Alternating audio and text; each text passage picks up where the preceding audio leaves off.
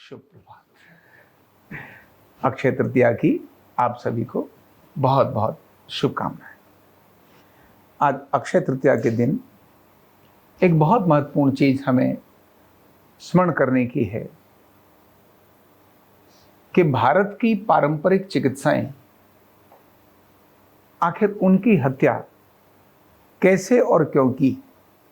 एक ऐसा देश जो अक्षय नाम से तृतीया मनाता हो, एक ऐसा देश जिसने सर्जरी के अद्भुत मापदंड स्थापित किए हों, यानी गणेश के सिर पर हाथी का सिर लगाना, ये सर्जरी अपने आप में बहुत बड़ी अद्भुत है।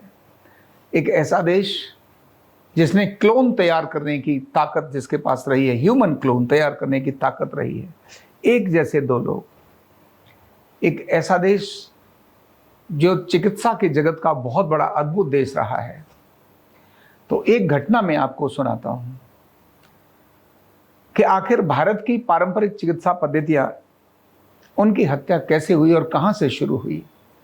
मैं इतिहास का अध्ययन कर रहा था और इतिहास का अध्ययन करते करते मुझे अपने देश के ज्ञान और विज्ञान के बारे में पढ़ रहा था। अब क्योंकि जिस चिकित्सा में हम काम करते हैं और चिकित्सा के प्रभाव को देखते हैं और हमने जिस प्रकार का सफ़र किया है पिछले 25 वर्षों से, मैंने सफ़र किया है, जितनी मार खाई है, जितने झटके झेले हैं, जितनी जिल्लत जिसको बोलते हैं ना, एक बहुत अलग तरह की चीज़ें देखने के बाद भी यहाँ तक चीज़ को लेकर आए, क्योंकि वो अद्भुत विज्ञान है।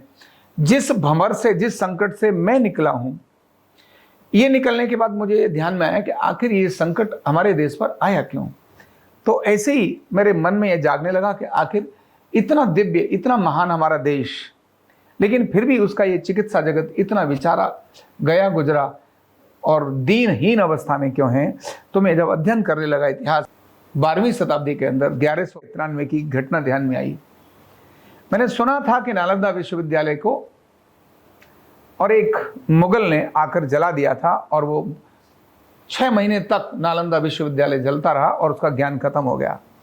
तो अनायास ही प्रश्न आया कि जब सारी दुनिया ज्ञान की तरफ बढ़ना चाह रही है, जो प्रगति की तरफ बढ़ना चाह रही है, उन्नति की तरफ बढ़ना चाह रही है, तो आखिर उस व्यक्ति ने, जिसका नाम बख्तियार खिलजी था, उस व्यक्ति ने नालंदा विश्वविद्यालय को जलाया क्यों। और जब मैं इसकी घटना में गया तो मुझे पता चला कि जिस समय वो भारत में आक्रमण के सारे क्रम में लगा हुआ था, उसी समय वो अचानक बीमार हो गया। और बीमार होने के बाद उसकी ऐसी स्थिति हो गई कि अनेक सारे उसके हकीमों ने, क्योंकि हकीम शब्द उर्दू का है, वैद्य शब्द संस्कृत का है, तो यूनानी हकीम होते हैं। तो अनेक सारे हकीमों ने उनको प्रयास किया ठीक करने का, लेकिन वो ठीक नहीं हुआ और वो मृत्यु की स्थिति में जाने की आ गया कि अब ये मर ही जाएगा। उसके जो हकीम थे उन्होंने कहा, भाई हमारी क्षमता यूनानी के अंदर इतनी नहीं है कि हम तुमको अब दोबारा जीवन दान दे सकें। एक ही तरीका है, यहाँ से बहुत नज़दीक में एक विश्वविद्यालय है और उसका नाम है नालंदा विश्वविद्यालय। वहाँ बहुत बड़े बड़े विद्वान वैद्य रहते हैं, हम एक बार उनसे प्रार्थना करते हैं, वो हो सकता है ठीक करें तो बढ़िया होगा। और वहाँ से एक वैद्य को बुलाया गया, उसका नाम था राहुल श्रीभद्र, ऐसा करके उनका वैद्य का नाम था, वैद्य राहुल श्रीभद्र। उनको बुलाया, बुलाने के बाद बख्तियार खिलजी को उन्होंने देखा, लेकिन बख्तियार खिलजी का अपना इस्लाम जागृत हो गया, क्योंकि वो इस्लाम के अलावा दूसरों को तो काफिर समझते थे। काफिर मतलब ऐसे लोग जिनको खत्म करना है, काफिरों को खत्म करने तो आई थे। बोले काफिर के हाथ की औषधि मैं नहीं लूंगा। राहुल श्रीभद्र ने उसको कहा इनकी चिकित्सा हो सकती है और ये ठीक हो सकते हैं। बख्तियार खिलजी ने कहा नहीं, मैं तुम्हारी औषधि नहीं लूंगा। तुम बिना औषधि के कोई ऐसा तरीका जानते हो जिससे मैं ठीक हो जाऊं? क्योंकि मैं काफिर से दवाई नहीं लूंगा। इतना अहंकार, मृत्यु में जा रहा है व्यक्ति, लेकिन अहंकार की पराकाष्ठा है उसके अंदर। कितना द्वेष, कितनी घृणा है उसके मन में। लेकिन इधर वह जो राहुल श्रीभद्र जो वैद्य है, वैद्य को कहते हैं भगवान का दूसरा अवतार। उसके लिए वो कहते हैं ना धर्म है ना जाति है, बस मेरे को तो व्यक्ति का इलाज करना है। यही वैद्य को शपथ दिलाई जाती है कि सारे भेदभाव को हटाकर आपने व्यक्ति के जीवन को पुनर्स्थापित करना है, मृत्यु से जीवन दान देना है। यह उसका जो संकल्प, उसकी जो प्रतिज्ञा, उसकी जो प्रार्थना थी राहुल श्रीभद्र, वैद्य राहुल श्रीभद्र की, उसने कहा मैं सोचता हूं। उन्होंने कहा 1 दिन का समय चाहिए, और सोचते हुए उन्होंने कहा ठीक है, मैं तुमको औषधि नहीं दूंगा, दवाई नहीं दूंगा, उपाय बताता हूं। तुम रोज क्या 4 बार कुरान को, क्या तुम दिन में 3 बार कुरान पढ़ सकते हो? सिर्फ 3 बार कुरान पढ़ो और कुरान की ये आयतें पढ़ो। इन आयतों को, कुरान की ये आयतें आपने और दिन में 3 बार पढ़नी है और केवल 5 दिन के लिए पढ़नी है। बोले हाँ ये तो हो जाएगा, कुरान तो मैं पढ़ ही लूंगा, उसमें क्या दिक्कत है, कर लूंगा। राहुल श्रीभद्र ने एक ऐसी औषधि बनाई और औषधि को उस कुरान के पन्नों पर ऐसे लगा दिया, क्योंकि राहुल श्रीभद्र को यह पता था कि कुरान पढ़ने वाले लोग थूक लगा करके किताब को चेंज करते हैं, पन्ने को चेंज करते हैं। और उन्होंने औषधि लगा करके चेक तो कर ही लिया था, नाड़ी से देख ही लिया था क्या उसके अंदर दोष है क्या। उन्होंने कहा तो मरने वाला है। मृत्यु की शैया पर बड़े व्यक्ति को 5 दिन की औषधि के बाद, औषधि नहीं केवल उसने तो कुरान पढ़ी, कुरान के बाद 6ठे दिन में व्यक्ति फिर से दोबारा से अपनी ताकत में आ गया और फिर से नॉर्मल होने लगा। तो उसने कहा यार कुरान में तो इतनी बड़ी ताकत है कि मैं तो कुरान पढ़ने से ही ठीक हो गया। तब उसके एक हकीम ने कहा नहीं, कुरान पढ़ने से आप ठीक नहीं हुए। कुरान के पन्ने पर जो इसने औषधि लगाई थी, आपने केवल उसको ऐसे जो टच करके किया है, इससे आप ठीक हुए हो। ऐसा है क्या? मतलब मैं कुरान से ठीक नहीं हुआ हूं, मैं उसकी औषधि से ठीक हुआ हूं। और उसके अंदर उसने अपने सारे सैनिकों को आदरण दिया। बोले सभी जितने भी यहां वैद्य हैं उन सब को खत्म कर दो। सैनिकों को आदेश दिया, सैनिकों ने वैद्यों की तरफ गए और सारे वैद्य खत्म कर दिए।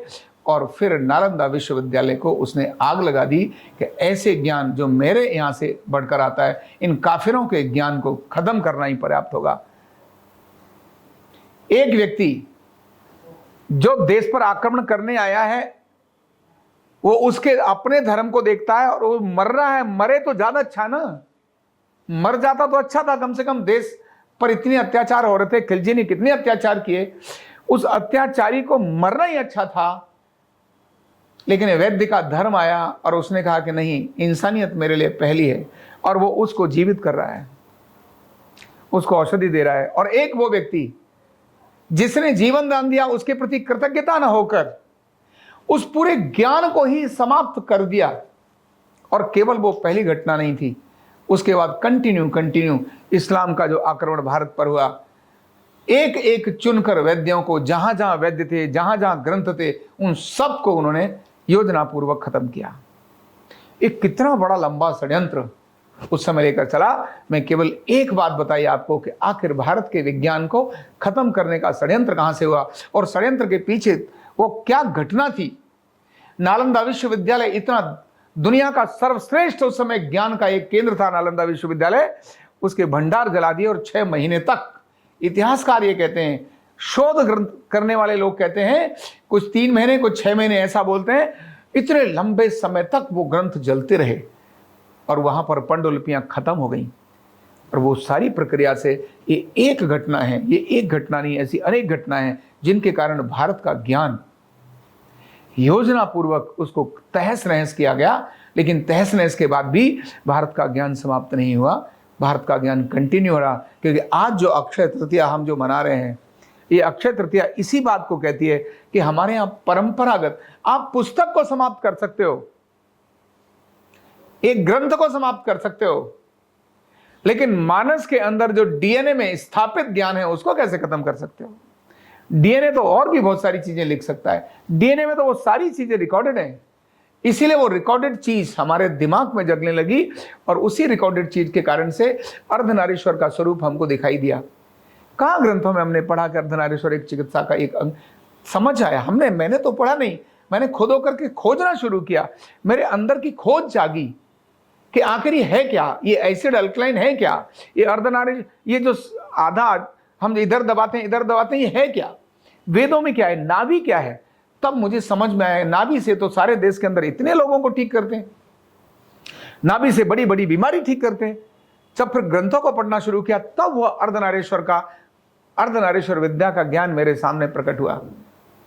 और वही ज्ञान अर्धनारीश्वर चिकित्सा के रूप में हमारे सामने प्रस्तुत हुआ है। इतिहास हमको पढ़ना बहुत जरूरी है। हमें जानना है कि हम कितने गौरवशाली थे, और हमें यह भी जानना है कि कौन सी हमारी चूक थी जिसके कारण से हमारी एक छोटी सी चूक उसने हमारे नालंदा जैसे विश्वविद्यालय को जला दिया। अगर उस समय वैद्य को पता था कि ये बिल्कुल दुष्ट व्यक्ति है, धर्म के लिए सीखना है तो कृष्ण से सीखने की आवश्यकता है, कृष्ण से सीखने की आवश्यकता है। अगर कहीं गलत है, अपनों को भी मार देने में कोई दिक्कत नहीं है, अगर धर्म स्थापना करनी हो तो। उस दुष्ट को जीवित छोड़ देने से ही तो दोबारा हमारा देश आगे चला। क्यों पृथ्वीराज चौहान का वध हुआ, क्यों महाराणा प्रताप का वध हुआ, क्यों हुआ पृथ्वीराज चौहान का वध? इतनी बार माफ कर दिया उसको, इतनी बार माफ कर दिया उसको कि एक बार उसका मौका आया तो खत्म कर दिया। ऐसे इतिहास को फिर से स्मरण करना है और अपने ज्ञान और विज्ञान को फिर से स्थापित करना है, और हम ही को स्थापित करना है। लेकिन पुरानी चीजों को ध्यान में रखकर, अपने इतिहास को जानकर उस पर नया निर्माण हमको करना है। ऐसी प्रक्रिया के लिए ही आरोग्य पीठ स्थापित हुआ है। इसी प्रक्रिया के लिए ही आरोग्य पीठ दिन प्रतिदिन आगे बढ़ता चला जा रहा है। बहुत बहुत धन्यवाद। न्यूरोथेरेपी का कंप्लीट कोर्स सीखने के लिए जुड़िए हमारे ऑनलाइन ट्रेनिंग प्रोग्राम से और जानिए करीब 100 बीमारियों का इलाज बिना दवा और बिना मशीन के। इस न्यूरोथेरेपी ऑनलाइन ट्रेनिंग प्रोग्राम से आप घर बैठे बन सकते हैं गवर्नमेंट सर्टिफाइड न्यूरोथेरेपिस्ट। रजिस्ट्रेशन के लिए नीचे दिए गए नंबर पर अभी कॉल करें। और हाँ, हमारे वीडियो को लाइक करना, शेयर करना और चैनल को सब्सक्राइब करना बिल्कुल भी ना भूलें। धन्यवाद।